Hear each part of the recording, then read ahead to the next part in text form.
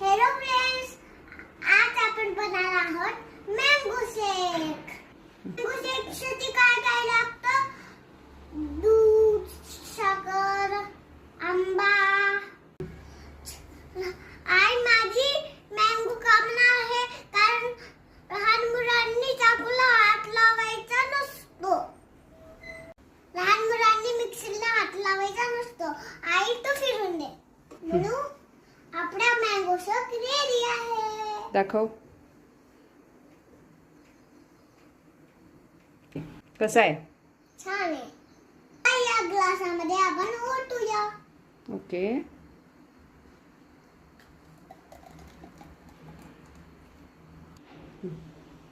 आता आपण याच्यामध्ये मँगोची स्लाइसेस टाकू. ओके. आता मिक्स सहा रेडी आहे.